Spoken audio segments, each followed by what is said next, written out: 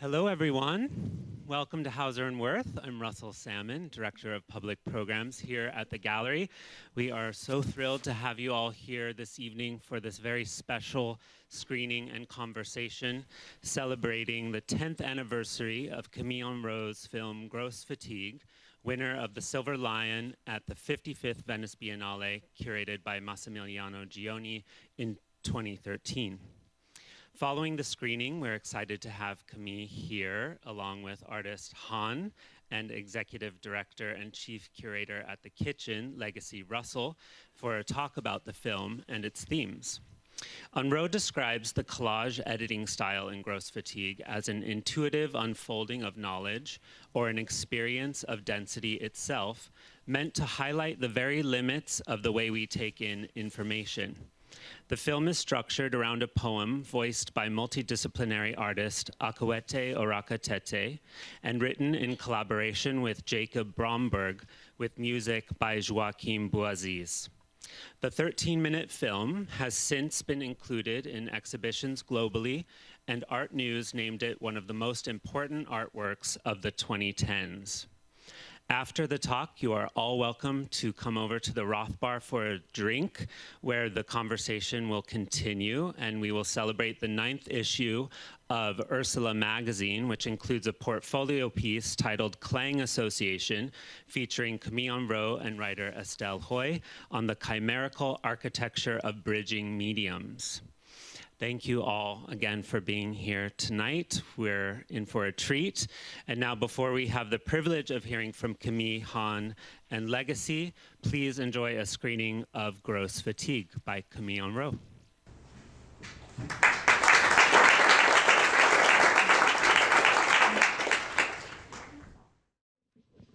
So fantastic to be here with you both. Such an honor and delight, and every time I see this beautiful film, my heart literally is pounding out of my chest. It brings me right back to the first time seeing it at the Venice Biennale. I think it's been such an exciting journey to have 10 years of this being in the world. And I recognize very much so, Han, having you here with us gives us the opportunity to reflect about the sort of connective tissue between different generations of makers who have seen this work and responded to it, who have produced their own work, and of course engaged the lexicon of the internet and of digital practice.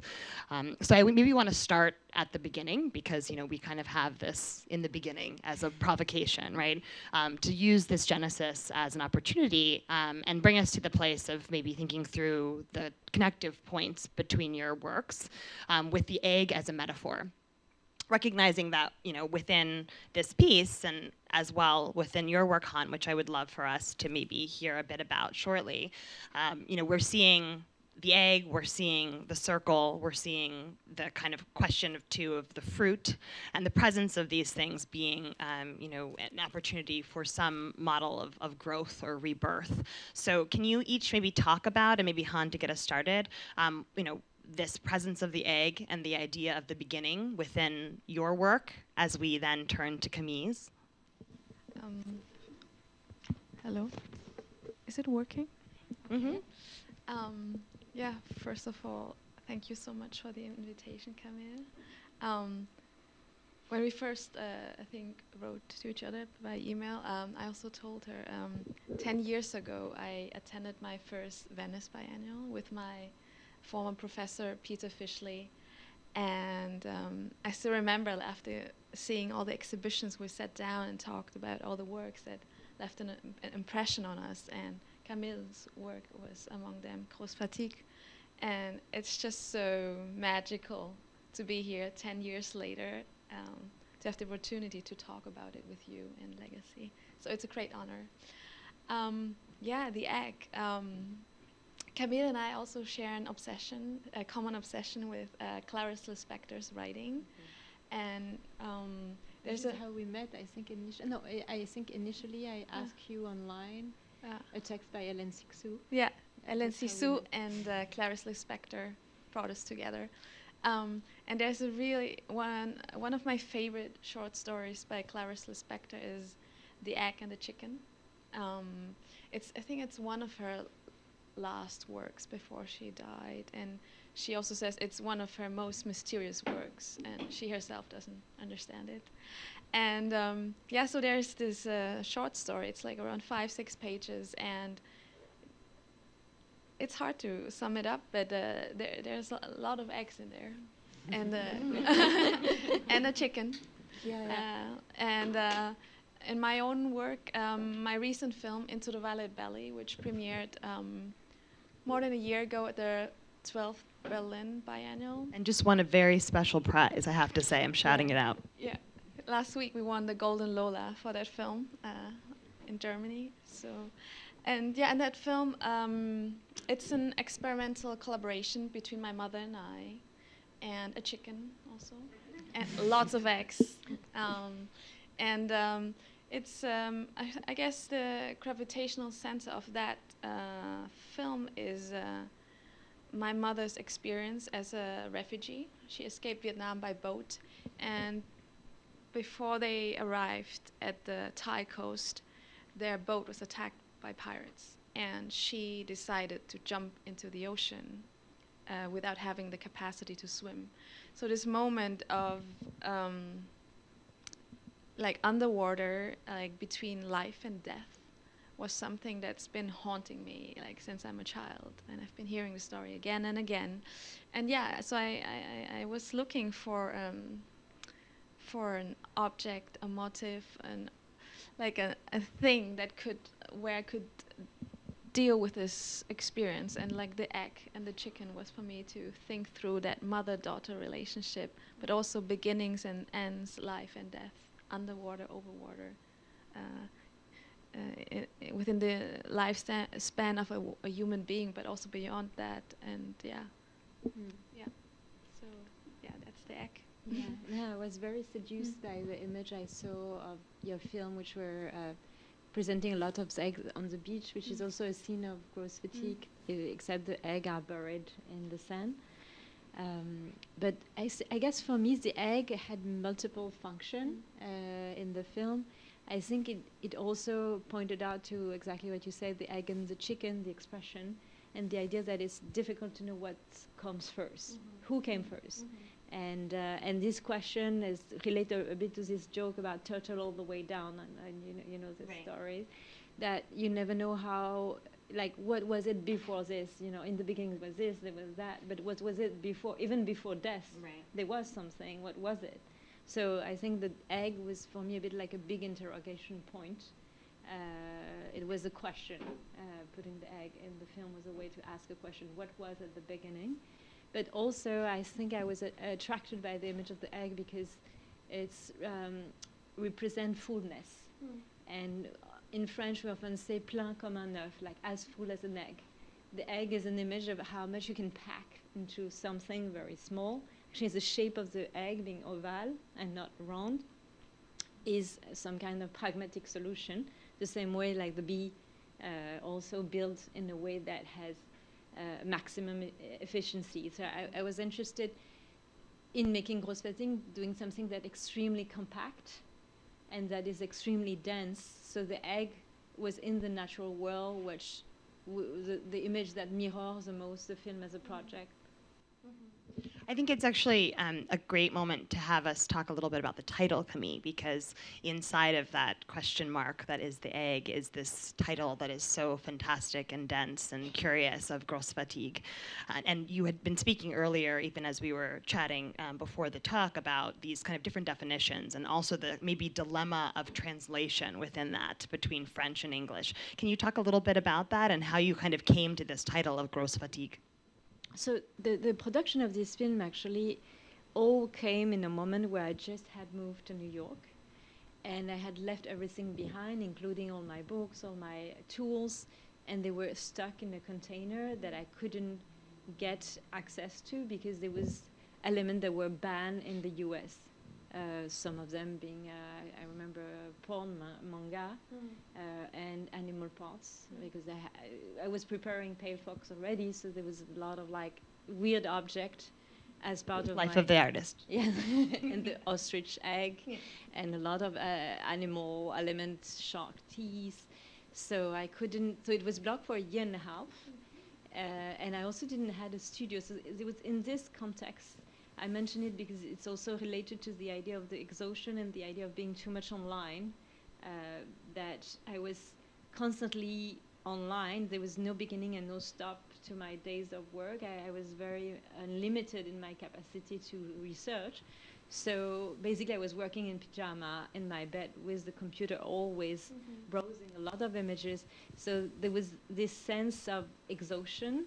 And also I was reading Jean-Luc Nancy, his theory on globalization, where he's writing about the universe presenting itself as an excess to us, especially relevant to the way new technology has brought unlimited, what seems unlimited access to knowledge. So I knew the title had to do with some kind of failure in the system, but also a physical body failure. And then I went to a talk at Sculpture Center with Ruba Katrib, who had invited me for a show called Disagreeable Object, which was my first show in the States. And Annika Yi was there, and also art historian, and he mentioned the word fatigue several times, but I had no idea what he meant.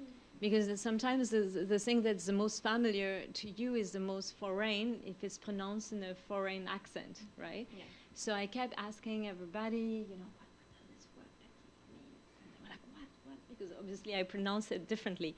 And then at the end I understood that it's a concept, and it's a concept that has very little to do with fatigue in French, which means being tired, and has no emotional implication or depth or conceptual or historical connotation, while the concept of fatigue comes after World War II, and this idea of like a certain sense of exhaustion of resources, but also of despair, the despair for what human civilization can do. And with a nuclear bomb especially. This nuclear bomb is actually very present in the film. I was reminded looking at it again. So there was a curiosity for me with this word, and so I used it for the film. But it's also the title of a comedy film in France. This has absolutely nothing to do with the film, but I thought it was funny to reuse the title with a completely different meaning. Well, the thing that's great about that is that now the search engine optimization online, right, brings your film up. So there are these kind of opportunities for a double meaning and a kind of unpacking, and for there to be these layers that are incredibly complex that we see within the windows that are opened up within this box that you've created. And as your things were kept and held, you were kind of creating this really a research piece, an opportunity to think about your practice and have it kind of take on a different form. So I think this gives us an opportunity to think about, you know, maybe the question of the archive, because, you know, the materiality of that and how, of course, that's been conceptually interrogated and activated in many different points of discourse right now through and beyond institutions remains really urgent. And I think most specifically because the Smithsonian plays a role within the work, you know, I think it's remarkable to reflect even on the scene of the gentleman holding the dead bird, because what could be a better metaphor for museums and what they are pushing back against than a man holding a dead bird. So just saying. So I think it's an interesting thing, right? We're going to get real. So about, you know, the idea that the tension around institutional space and politic, and really this idea of the internet as being a site that, of course, is immensely obsessive, right? That gives us an understanding of having the idea that we can know everything, but also it comes with immense exhaustion because we can't touch all places at the same time. And then, of course, the institutional drive that comes through museum space, where, you know, through the archive and through this idea of conservation and maintenance and conservation as a kind of goal and a value set, that this is supposed to be an idea of a site that keeps everything, right? That is very gourmandizing and kind of continues to fatten itself. And that the future maybe of an institution has to take on a different set of questions. So, you know, with this in mind, I'm wondering if maybe you can talk a little bit, both of you, about this idea of the archive specifically, because I think within each of your bodies of work, you do really important radical work to push back against this idea of the archive as something that is maybe obsessive to be kept for the individual, right? But thinking differently about how it can be distributed across many points, and also as well, perhaps can exist within an individual frame that is maybe, I would say, inherently feminist in, you know, presenting a unique opportunity to look outward at how, you know, materials can be given right, rather than stored and kept and shut away. Do you want to start? Okay. Yeah, I think there are many dimensions to this in my work. I would like to start with the body as an archive. So in my film, so I'm behind the camera, but also in front of the camera, and I'm performing with my mother. I consciously don't use the word reenactment because I don't think you can reenact the past. So we both perform the past, and we perform this jump into the ocean. So during the shooting, we were on the boat, and she was telling me the story of her experience of jumping into the ocean and what the conditions were, what moved her to making this decision. And then she showed me how she did that act physically. And then she came up to the boat again, and I re-performed that. So yeah, it was a way to look at maybe more an invisible archive, an emotional archive, a physical archive, like that's like an archive that's not written or material, but it's in the body, like. And when we edited the film, I tried to interweave both of our bodies into one synchronized movement, like going down into the ocean and going up again. And we repeated that movement 7 times. Each time there's a variation. So it's an archive that's unstable and uncertain. There's no fixed entity. It's moving, it's changing. So there's one aspect. And then also the film starts with the story or a letter where the daughter loses 2 of her hard drives. Right. That's me. That actually happened. It was stolen. So my archive was stolen and had to rebuild things. So this film is also like a manifestation of a lost film. So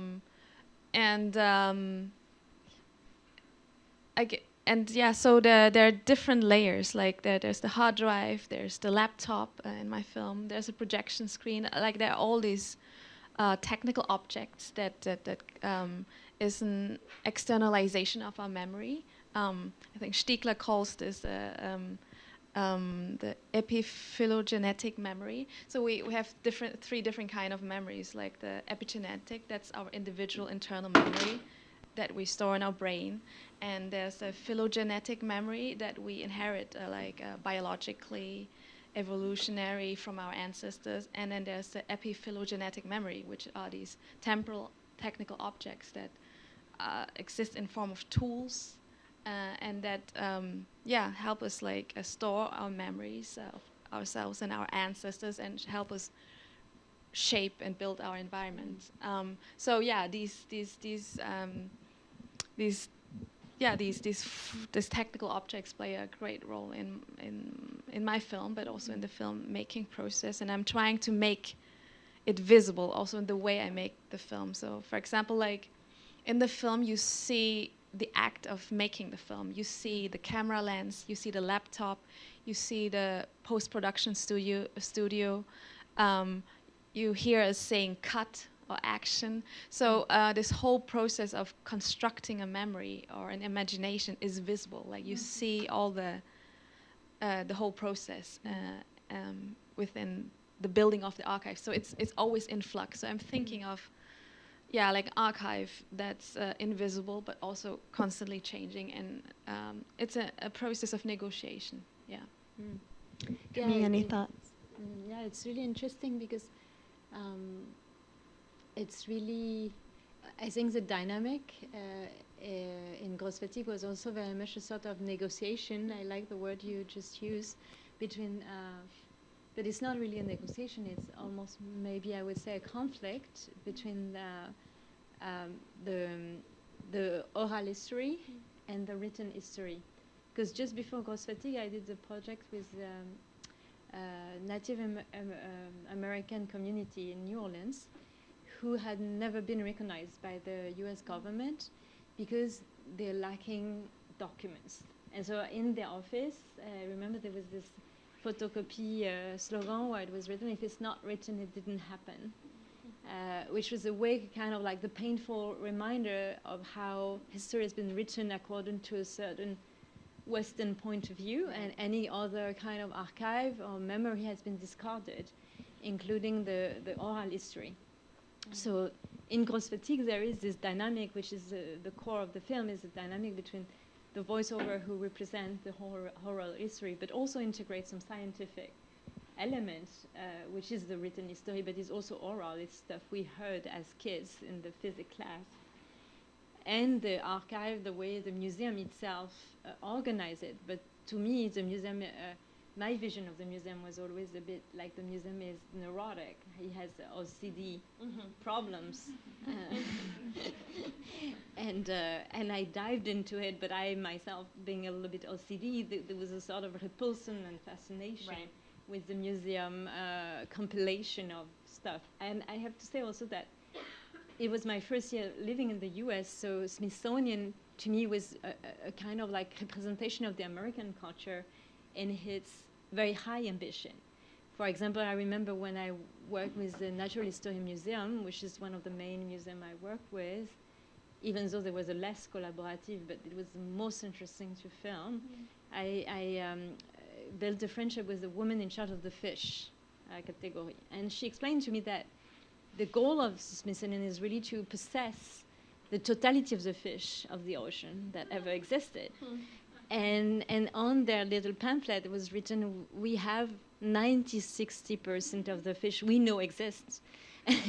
And this old sentence was quite absurd to me, because obviously there's fish that don't know exist, but also there's all these fish that existed and disappeared because the museum collected them.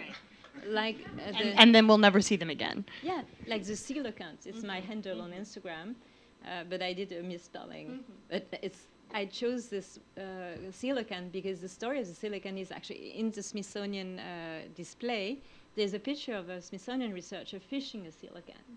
And that was the last coelacanth we know exists. Maybe there's other ones.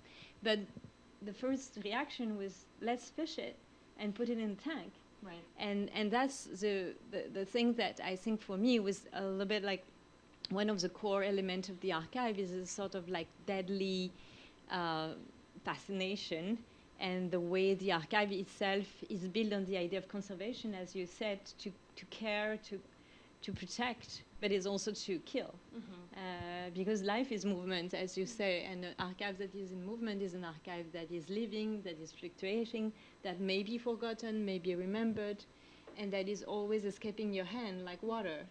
And this is not the archive the museum wants. Right. I would say there's a kind of a womanist position in that, and there's a drive, I think, that also is maybe eco-critical in thinking about this idea of the institution as being a place that really has fought against the very possibility of decay and or of loss, right? And so there is an immense amount of grief, I think, when you kind of try to grapple with this historic notion of the archive, because we're trying to think through all the things that we will never see because of the fact that they have been kept by the institution, and kept for whom, right? Or kept until they are rediscovered by whom, and what privileges it takes to even be inside of that room with many boxes, right? So there is this thing, I think, about the kind of unpacking there that is maybe, as you have said, right, the intuitive unfolding of knowledge. And I think there are so many artists, and I'll name a few in terms of Sarah Swinar, or Sandra Perry, or Martine Sims, or Manuel Arturo Abreu, or Lex Brown, or Coyote Ojo, or Aria Dean, or Caleb Lindsay, artists, I think, that are in dialogue with this idea of, you know, kind of thinking of maintenance, what is kept, but also, I think, refusing the paradigm that these things have to be fixed, right, and blurring our notion of what memory looks like through the lens of what is a kind of popular culture and consumerism and excess. So I'm wondering if maybe we can turn to thinking about that in relationship to, as you mentioned, Han, prior, some of the editorial choices, you know, thinking about the cut and the kind of language of the edit as it is built into the film itself, right? That we're seeing the seams of that as being part of the construction of what we believe to be true. And in a moment, certainly, where I think the very idea of truth feels like an impossibility, it's really wonderful in both of your works to see how truth is even constructed, right? That actually it makes us very much aware of how uneasy it is. So, in both of your works, can you talk a little bit about, this idea of truth and how that is narrated and, through what means?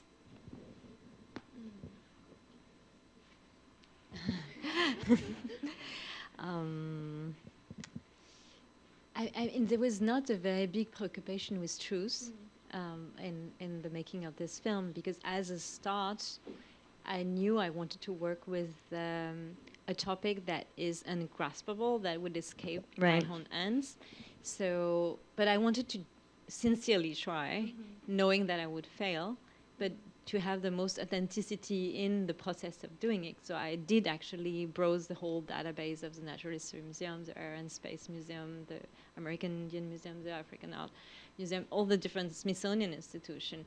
But one of the things that, sorry, it's a bit out of the question, but one of the things I thought of while you were talking is also how, when you say the privileged position of being between those boxes and those tanks, that it was actually really difficult to get to those places, because there was a feeling of shame from the museum curator about how much I have.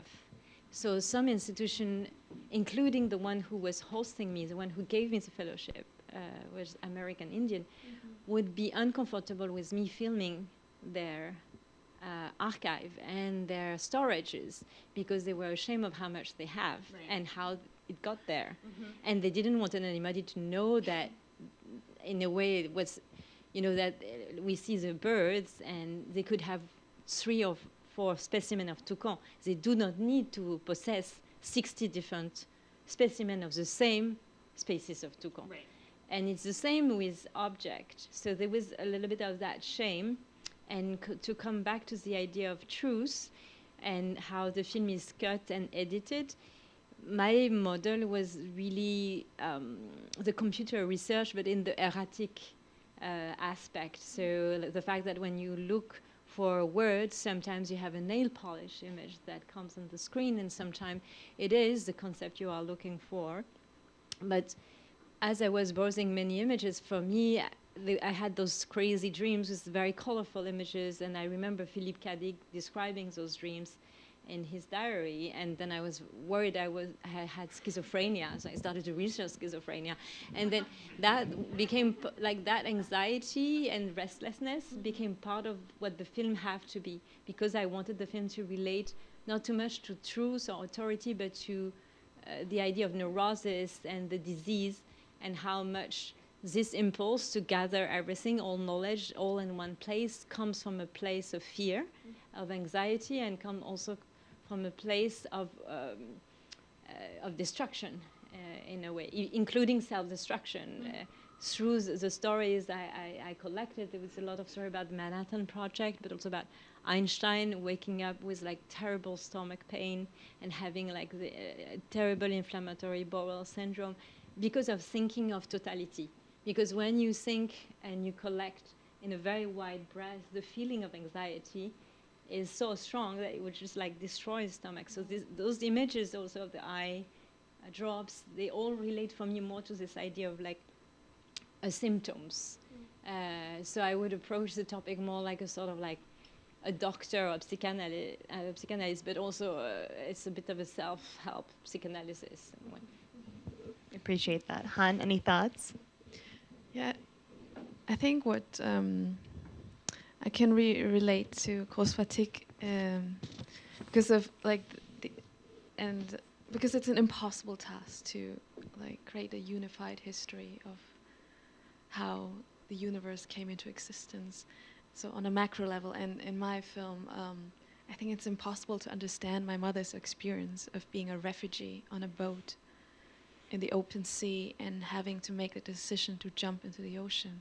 So it's an impossible task. Like from the beginning, I knew that. But like, like for me, cinema or film, moving image, is a way to kind of try to find a structure to deal with this impossibility.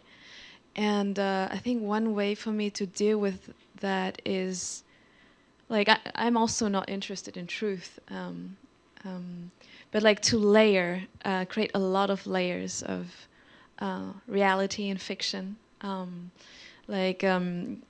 I'm also dealing like I'm obsessed with mythology. So there's a fairy tale, there's mythology in the film, but there's also science fiction elements, and there's a mixture between documentary and fiction, and it's all these different modes of knowledge that kind of collide with each other, like in Grosse Fatigue, in order to kind of find a structure for this impossible experience or task. And to, I think to expose the process of making something is also kind of show the stability, uncertainty of truth, and it's for me not only an aesthetical question but also an ethical question, because for example, like when I'm dealing with the experience of another person, of a traumatic experience, I need to find a way to to not objectify them or that experience or that pain. But so I have to put myself in there, literally, physically, but also conceptually, so that and. Doing that, I'm showing the tools of making the film, but also I'm showing myself in relation to the person I'm filming. So I'm exposing the workings of the film, and I'm showing power at its limit. So this is really for me an ethical question, and so to show this negotiation process, but also this instability of this process of making a film. So there's more like fluctuations rather than finding a truth or a fixed position. But the structure is to make the film, to keep the awareness that you're making a film. I think that's something that I really liked in your film. And also, I think we both were very inspired by Trinity Minha, the film Terrorist, and we were just talking about it just before, that our films doesn't look like Trinity Minha films at all, but we both were very inspired and stimulated by her writing, which has, and it's actually 30 years ago or more that she wrote, this idea that actually it's an ethical posture to present to the audience that you are making a film, to make visible the elements, the cut, to make the frame visible, and in the way the window of the computer is a way to show like this is a point of view, and the hands is another way to say this is something I'm showing to you. This is not real, but to constantly acknowledge the mechanism of the film, but at the same time to maintain the attraction and the identification that is necessary for the film to be entertaining, is a dynamic that I think Trinity Minha analyzed very well, and I think we were both very interested by this theory, and I think it inspired very much the idea of using a speed cut, but also using multiple point of view, and also the role of the hands. I would say for me especially, also inspired from cinema, like Pickpocket, Bresson, like this tradition.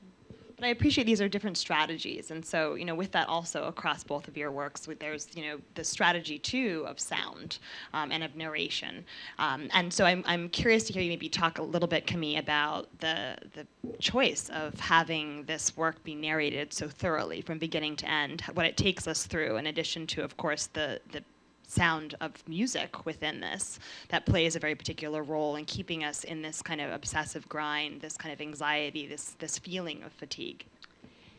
I mean, I think the voiceover is actually bringing something very soothing. It's like the image. I wanted the image to flow in the same path as a mind. I wanted it to look like a realm of thoughts. So I wanted it to be like a system of ideas, how somebody think, rather than a film itself. And I think for me what film is interesting is that it is the closest thing we know from the way we think, or the way we dream as well. But in order to have that freedom, I kind of like, from a very pragmatic point of view, I needed to have a conductor. And so that's, for me, it was the first time using a voiceover also. And originally, we wrote the poem with Jacob Bromberg, is an American poem from New York, who lives in Paris. So he speaks French very well, so he's a really great collaborator, because we can write in multiple languages, and then he would retranslate everything in English. And we gather a lot of different creation stories. But sometimes I'm sure you would recognize they are mixed, and they are distorted a little bit, like the goat with no bones. These are a bit invention of ours. And then we also included elements from the scientific language, which sounds sometimes very spiritual, the particle and the violent relaxation. And for the voiceover, my original idea was to work with the last poets, spoken word artists. And it wasn't possible. They are very old and not very easy to reach. And then I met Akwete Orakatete, who's a friend of a friend. At the time, he was a singer of Dragon of Zins. And he was very excited with the project. He sent me a recording with his phone where we met. And I really liked his voice also for the vulnerability that it carries, that sometimes it breaks a little bit. And also the possibility to sing a cappella, but there's something almost like a bit childish in the way he's singing. Also, sometimes there's a little bit of humor in the way he talks. So it's a mixture of authority.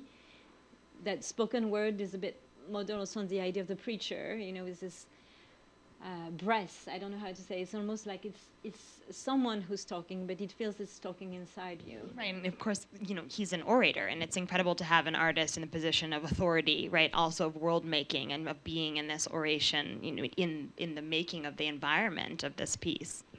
Yeah, because the thing that was really important is to have this sort of like ambivalence with this position, which if I had taken a real spoken word artist, it would have delivered a beautiful spoken word performance.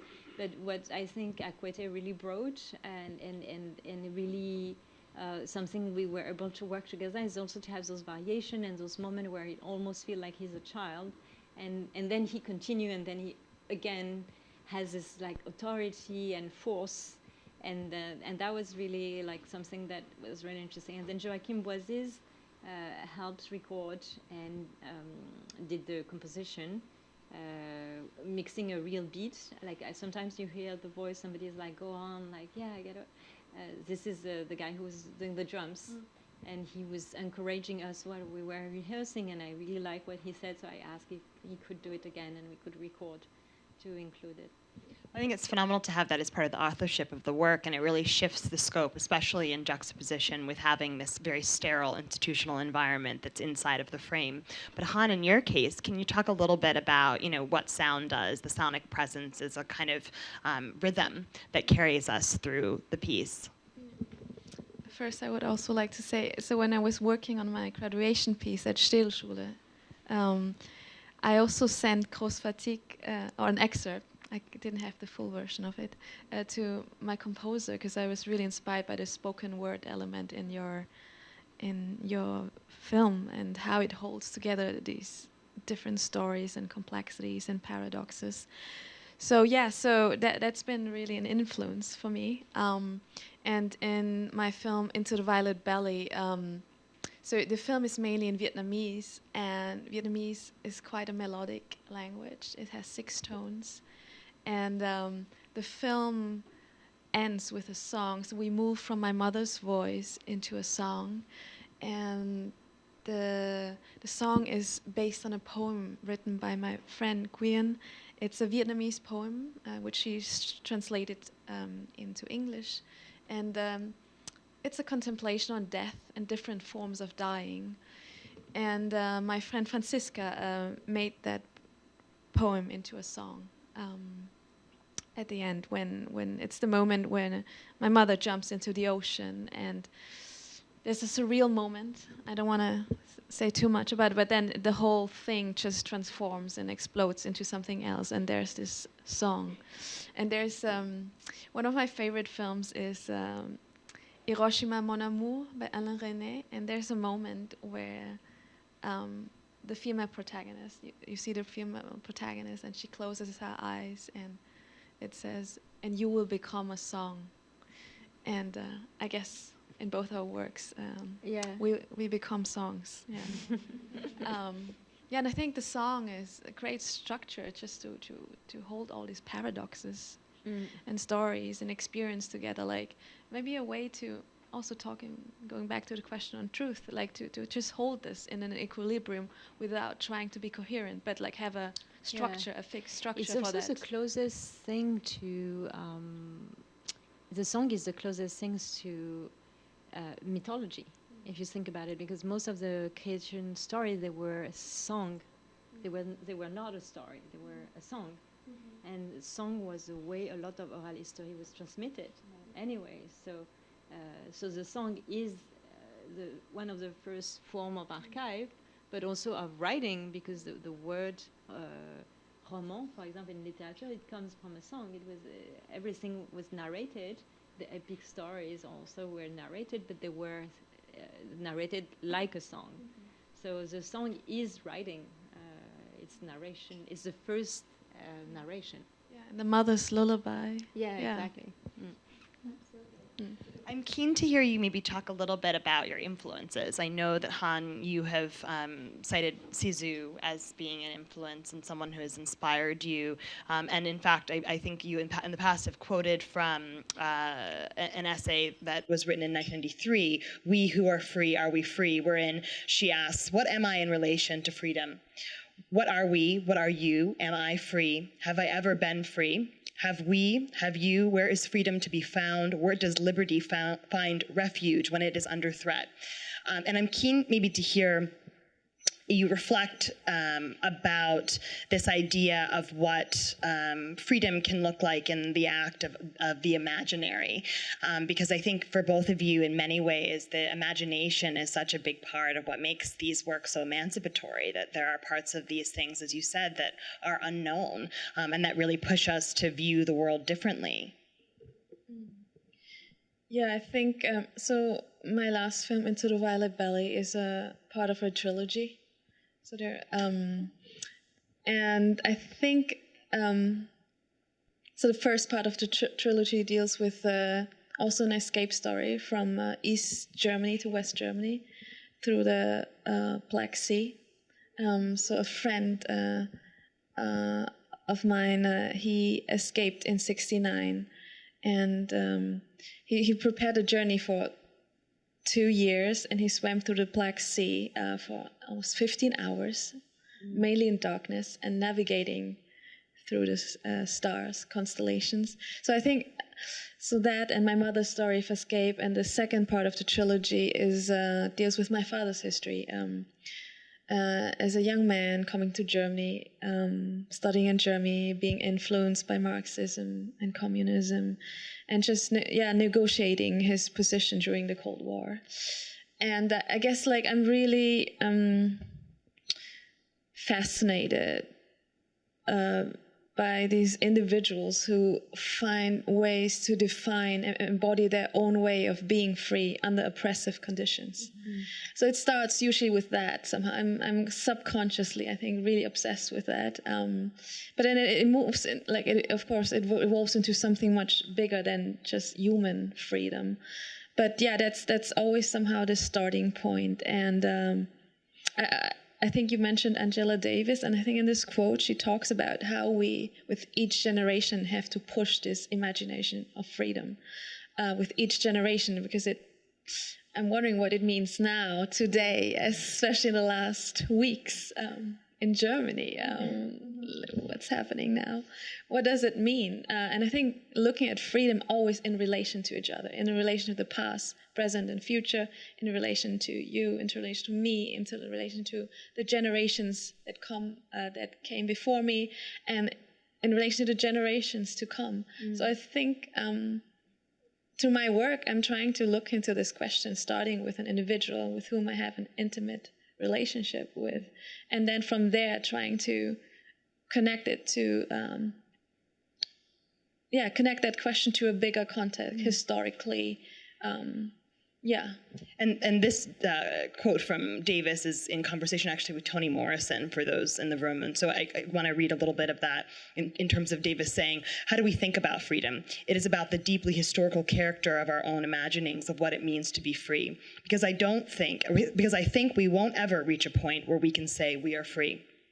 It seems that in the very process of struggling for, reflecting on, and writing about freedom, we constantly challenge the framework within which we develop that imaginary of freedom. And then, Han, what I love in your film is that your mother says, in challenging times, you have to be a good actor. So this idea of freedom actually is being something where one has to imagine or situate themselves in a space so beyond their present reality that it actually breaks open a new portal, perhaps, into a different world.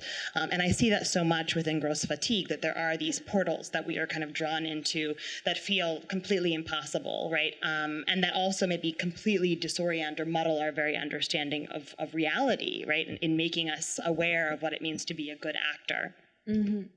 Yeah, I really like this idea of actually the quote in the film about that to survive in difficult moments you have to be a good actor. It's something I thought a lot during actually the making of the film, because it was actually so difficult to access. At first, I would say the whole concept of the research, which was the history of the universe and has been told, and the object that represented, was a bit it was considered a bit weirdly by the institution itself, because they had never had an artist who had done a research across so many different institutions of the Smithsonian. Because just to those people who don't know what the Smithsonian is, it's 130 different museums. And they all have a different ethics, a different ideology, a different politics. So there was a lot of tension around the project itself, mostly because of the guilt. I would say that the Museum of Natural History had a lot of suspicion that the film would be critical of the museum. So they were not very collaborative at first, but it's only through specific curator, the fish and the insects. So we see the man who's, they were very interested by my projects as they pushed it through, but some department like reptile was very, it was no way. Classic reptilian reaction. Not negotiable. So the frog is in the film, but it's a frog that is in the animal shop, and it was just accidentally jumping on my phone. So there's I guess, just to come back a little bit on this idea of like fiction and freedom, I think that it was very much one of the reasons I had so much tension with the museum, because they were afraid because I was doing a fiction. And they knew that they couldn't control a fiction, that if I had been a documentarist, like they were a National Geographic director, they would have had a control on the narrative that I would build. But being an artist and having a project that is so wide, I could just basically do anything. To a point that I think when Venice Biennale called me for the award, I was convinced that they wanted to take down the film because of the masturbation scene, because I didn't tell anybody that I would put a masturbation scene in the film. So I was convinced that would have been the main problem. But there was really a sort of like, a conflict between what the museum wants to do, which is to present their idea of the truth, and the artistic project, which is by definition is fiction, and by definition is free, because fiction is free. And to go back to what you were saying, like in moments of censorship, I think that there's a positive way to look at it, not that it's a positive thing, but I think it's interesting to remember the many, many creative ways people in the past have survived moments where their gesture were heavily controlled and under surveillance, including poetry. And the language, and in a way, the novels, literature was born out of censorship as well.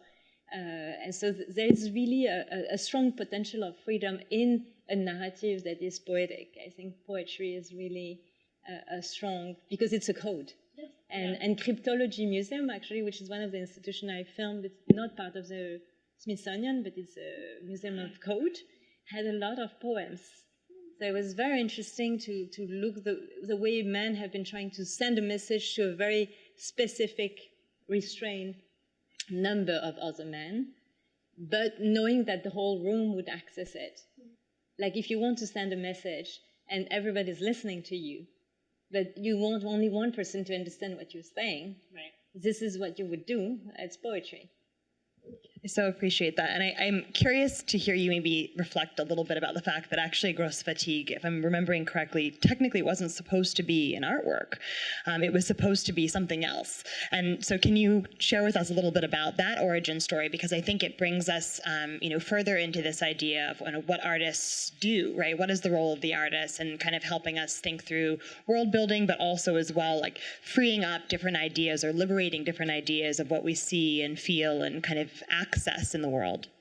Yes. So originally, Grosse Fatigue was a research project. Like the Smithsonian has a grant. It's called the Smithsonian Artist Fellowship, that you can propose a project and they give it to you or not. But it's another grant to make an artwork. It's a grant to make a research.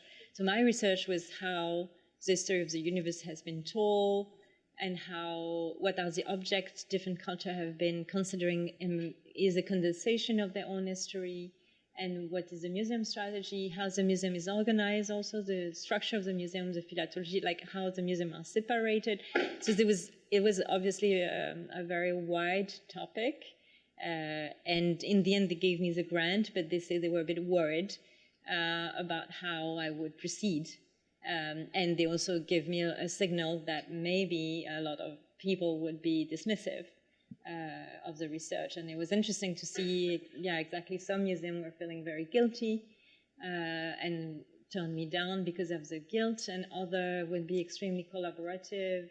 For example, I remember the curator of the computer, very first computer, were extremely interested in the topic, and we talked a lot about the memex, which is the origin of, like, before the computer ever existed, was dreamed by Van Nevaerbosch, a man who thought about an encyclopedia, an archive, but who would be driven only by subjective association, which is a little bit what Google is doing in our dreams, but actually not, because Google is controlling the links. But this is the way we would dream Google would be. It's sort of the imagination of cyberspace. Exactly.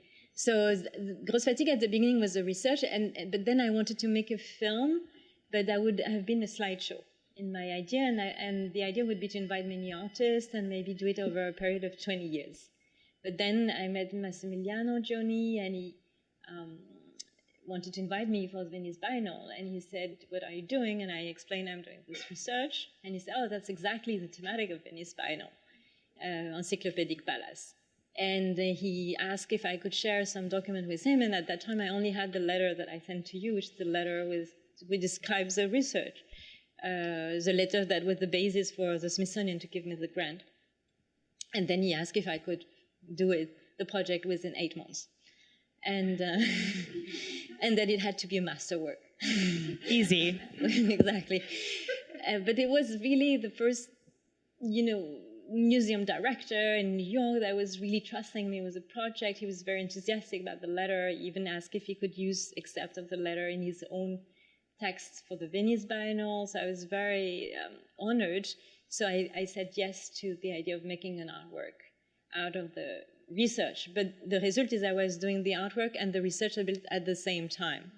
So I would contact the curators to see the object, but at the same time, I was already thinking, oh, am I interested to film the curator desk, which I did for some of them?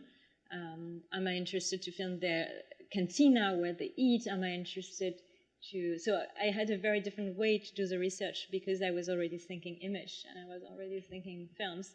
And in a way, sometimes it's a little bit of a regret I have that I felt like I didn't do the research as deep as I would have loved to. And there was a lot of objects, like the Mano Poderosa, which is like a praying device where you have all the sense in just one hand. It's like a mini church.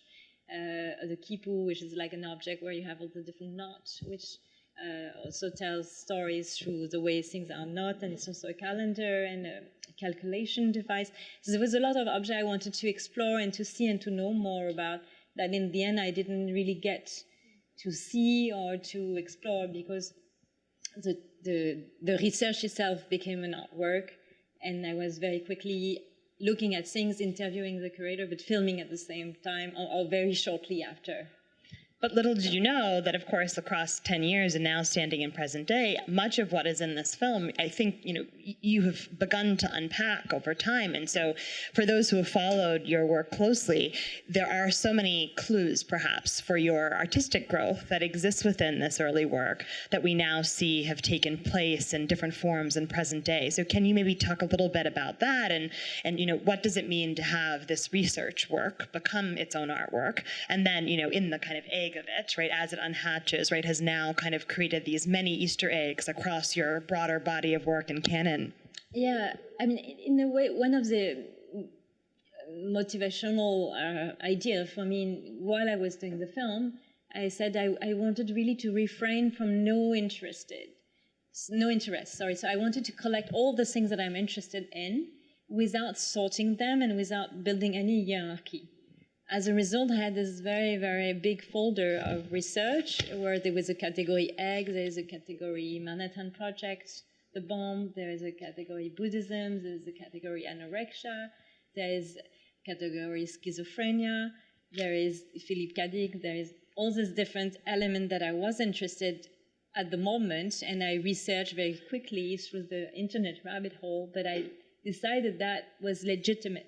I wouldn't discard the rabbit hole internet quick research. I would put it on the same level of research as meeting Peggy, the curator of the first computer, and having a 2-hour conversation with her. And so this is a little bit how the concept of the film was built. But I'm coming to, actually I have all the reference images. We can browse to them very quickly. I brought them to the talk. Yes, So that was, that became the material for things I'm still working on right now, because the research was so wide. It was a nest that was very wide, and I didn't collect all the fruit of it yet.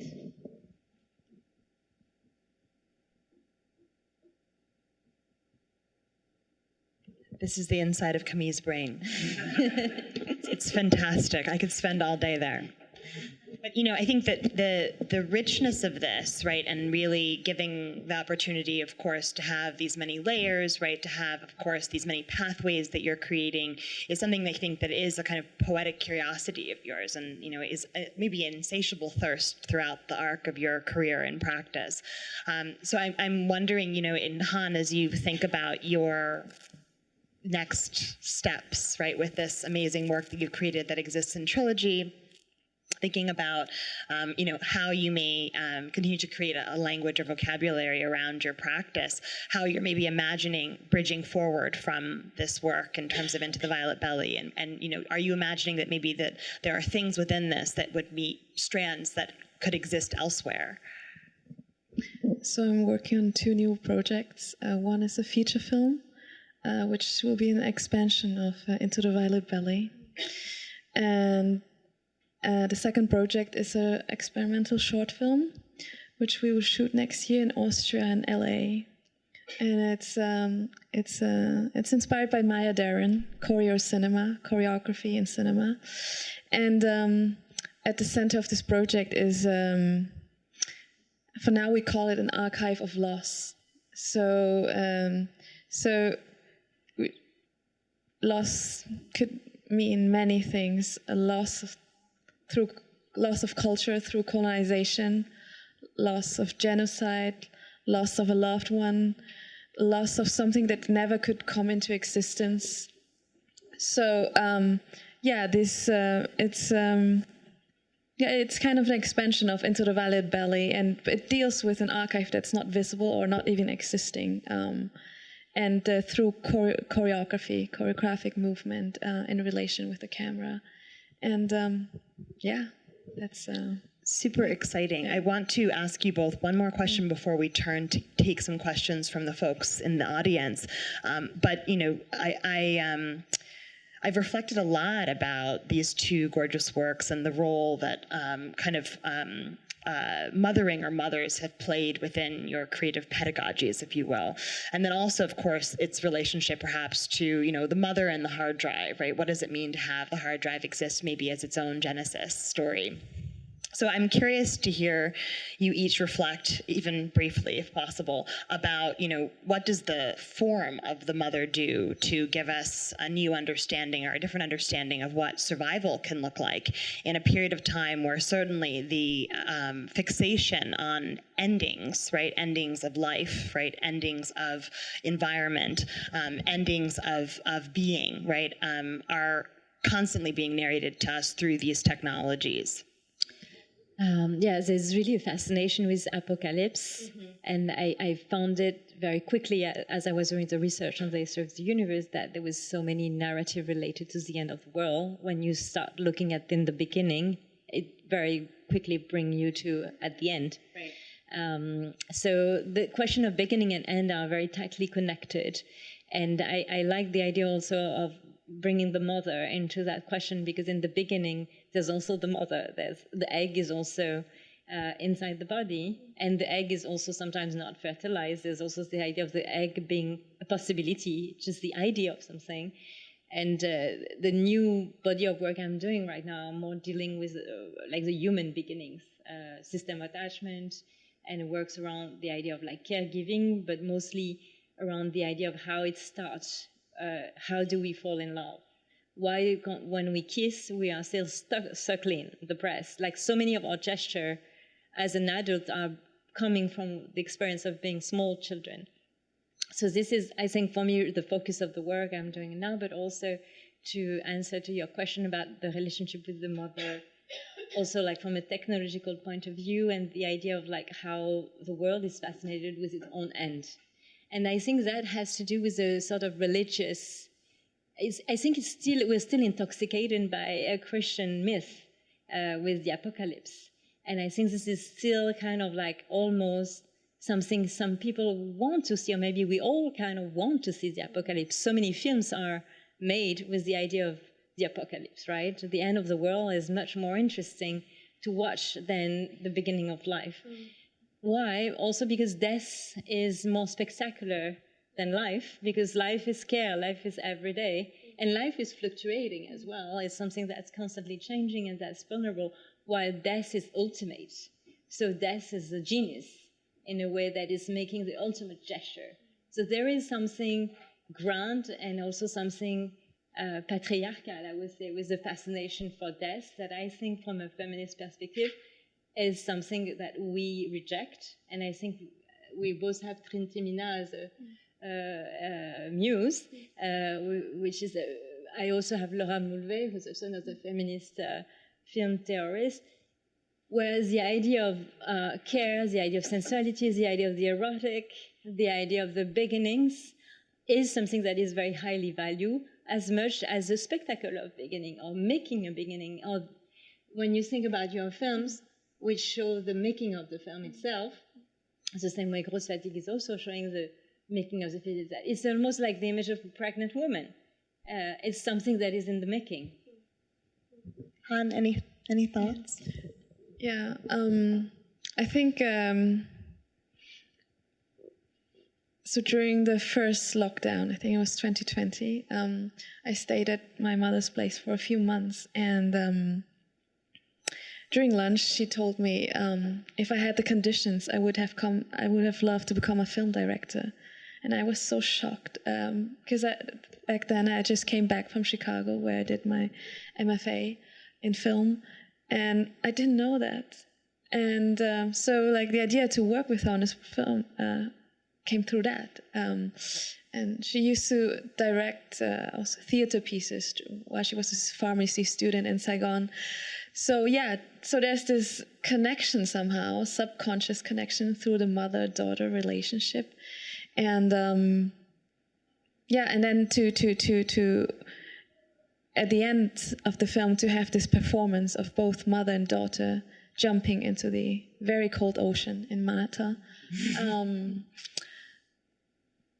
To do that together, but also like in this moment when we both jump, and then it moves and transitions into an animation scene where an alien object like comes out of the mouth of this woman who's underwater, and then there's a new being like evolving from that mouth.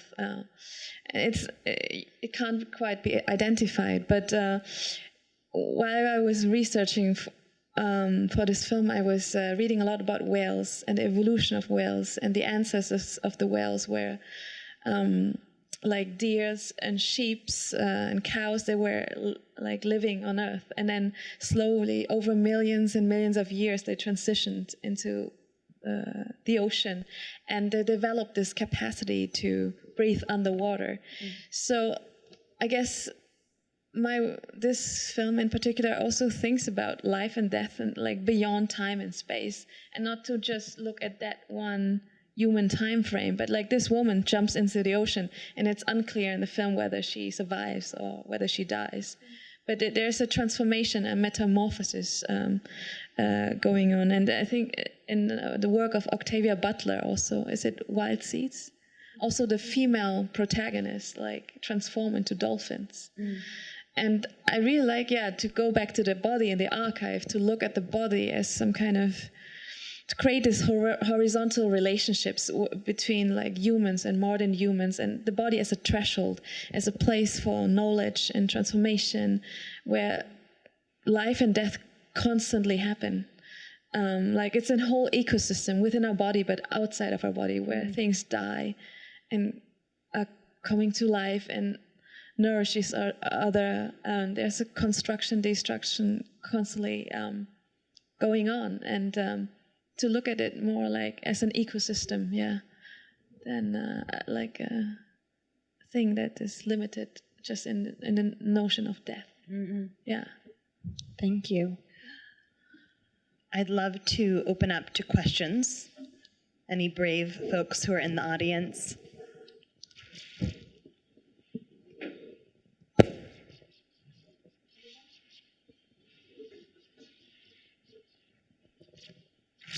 Hi. Something I kept thinking about was like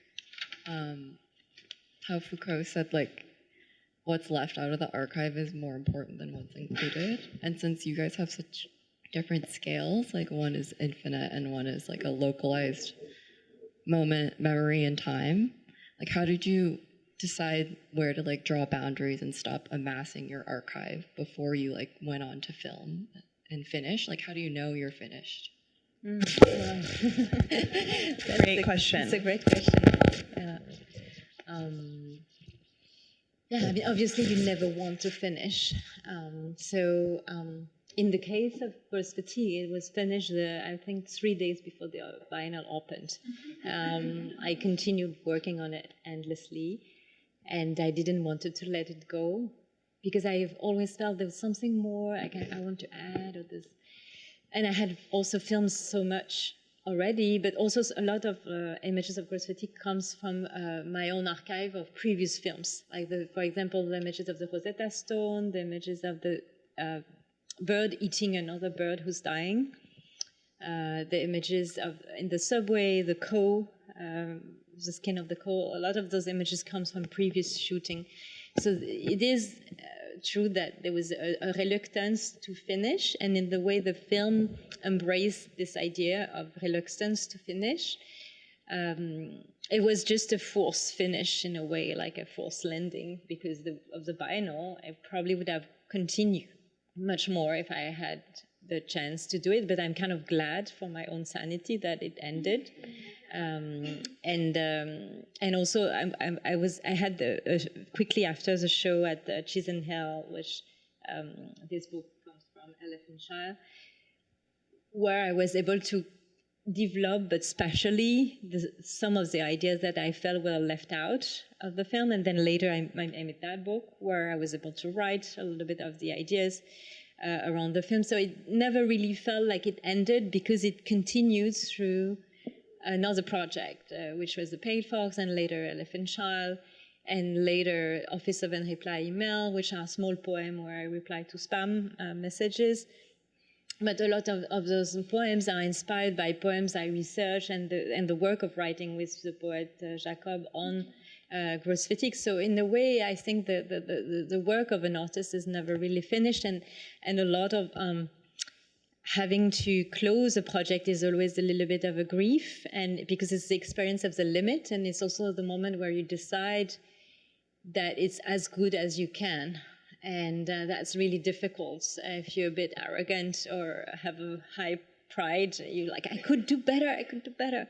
So I think there's really a sort of work of maturity to be able to bounce back on other projects, which is also what you're doing, because your work is trilogy, and then you're making a long feature film, which is inspired by Into the Purple Belly. So there is, I think in your work, there's also a sort of like continuity, or it's never really finished because it's reborn into another project, right?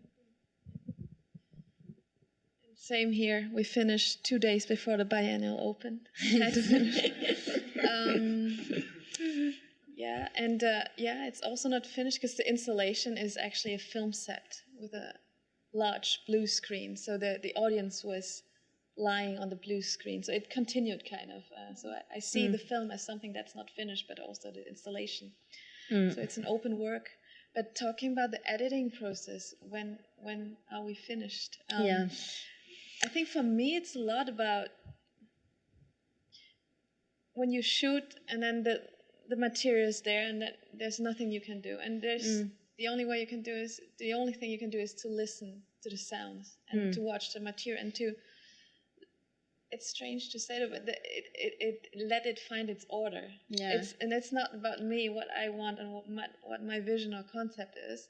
Oftentimes I'm trying to, like, I have this idea and I think it's great, and I'm trying to edit that and put it together, but it doesn't work. Yeah. And I think there's something about the material having a life of its own and trying to respect that and trying to listen to that and then let it come together. Yeah, that's really wisdom. Yeah. I think I don't have that wisdom because I continue to film when I'm editing. Okay. Wow. Because I start editing and then I'm like, oh, I really need a frog. So then we go to the animal store and then we're filming the frog, and then I'm continuing editing and I'm thinking, oh, maybe what's missing is an images of a glass eye manipulated in the hand, or a sexy man taking a shower. So we added all those elements as in the weeks before finishing the films, because I kept having, we're missing something that's really important.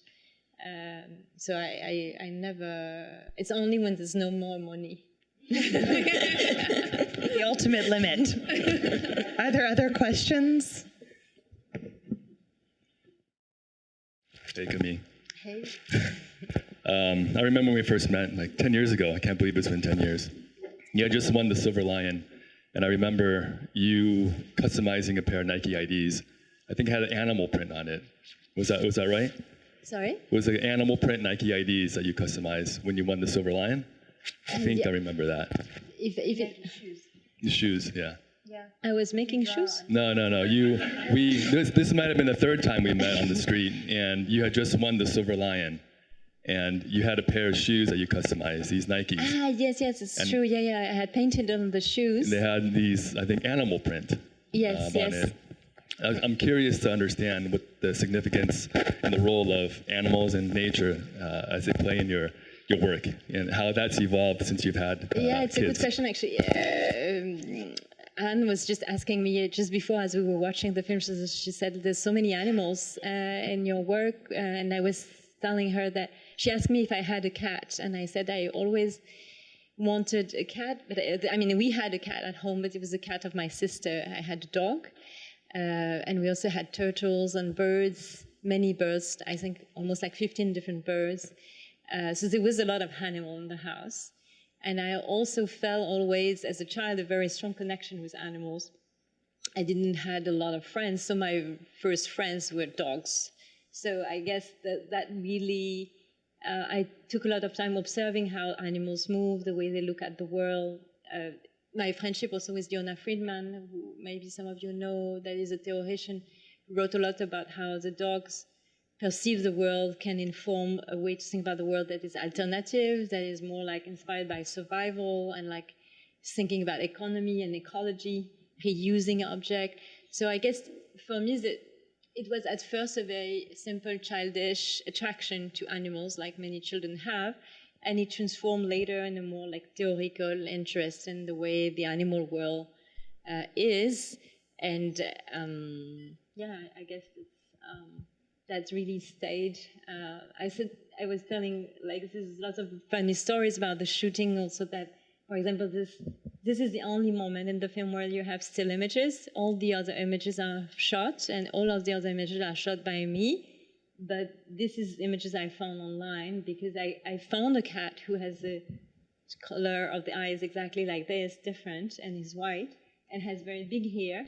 But he refuses to play. He absolutely didn't want to play, so we were not able to film. So I replaced it with all the images of the reference of the cat I would have liked to film. The same with the turtle images. I was feeding her as I was filming, and I got bitten very badly because turtle bites. Because I don't think she did it on purpose, but she couldn't distinguish between the banana and the finger.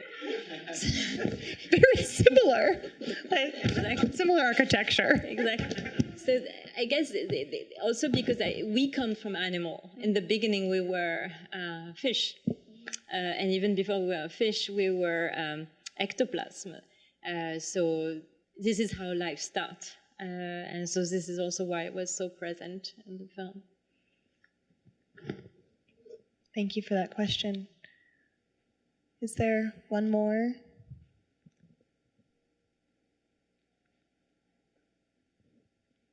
No? All right.